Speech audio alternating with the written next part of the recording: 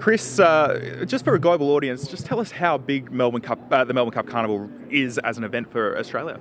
It's massive. It puts racing on the world stage, I guess similar to Hong Kong International Week, Dubai World Cup, Royal Ascot, Kentucky Derby. Flemington Cup Week's as big as it gets, and the beauty of it is it caters for so many different horses. Fillies, mares, colts, stallions, a range of distances, horses that have been at the top for the last year, and the up-and-comers coming through. The spring's unique. You see a change of form, you see the new horses coming along. So over 4 race days, over an 8-day period, it'll all happen here at Flemington, and as a result, the world audience will be watching. You talk about that world audience. We've got World Pool in play on Saturday. The world's going to be betting on Derby Day.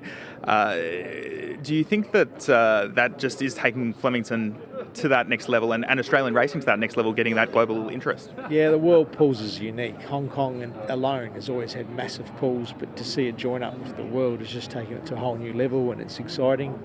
You hear that the people investing in the races talking about it, and from a trainer's perspective it doesn't change much, but what it is doing is it's getting that global audience, and that's what any sport needs. So people doing the form need to know what they're investing on, and who Chris Waller is, and who James McDonald is, and the up-and-coming trainers, the up-and-coming riders, and it's good to be able to show what we do firsthand to the world. You say it's important for those abroad to know who they are. Who is Chris Waller?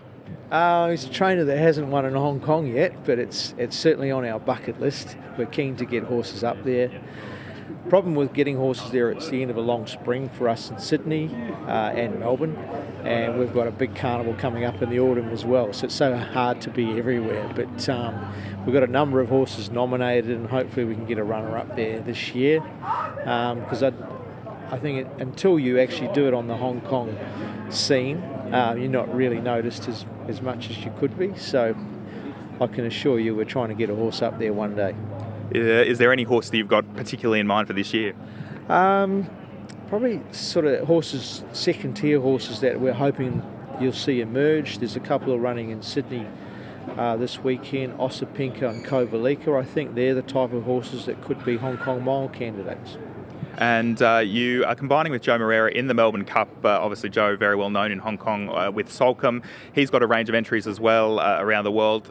Firstly, how's he come out of that Caulfield Cup, and would you be looking at potentially taking him on a world tour after the Melbourne Cup?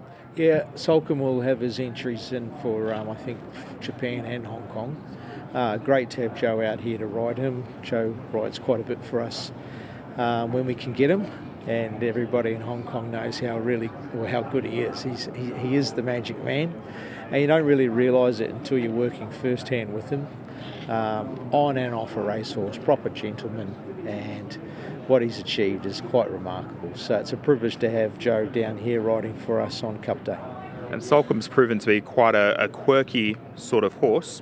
He's proven to be a bit of a quirky horse. How important is it to have a jockey like Joe aboard who just has that knack with problematic or difficult horses?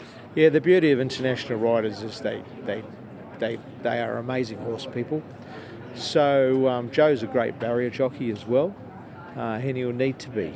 Salcombe stood in the barriers last start. We can't do that Cup Day, so hopefully we'll see him jump and put himself in the race, because he'll certainly be fighting out the finish if he does. And you've got a number of runners across Derby Day, across the Group 1s. Is there one horse in particular that Hong Kong punters should be watching for? I think Shinzo can bounce back in the Coolmore Sprint. He won the Golden Slipper back in the autumn. He's a really exciting colt. He's had nothing go his way, so hopefully he can overcome bad luck and get back in front.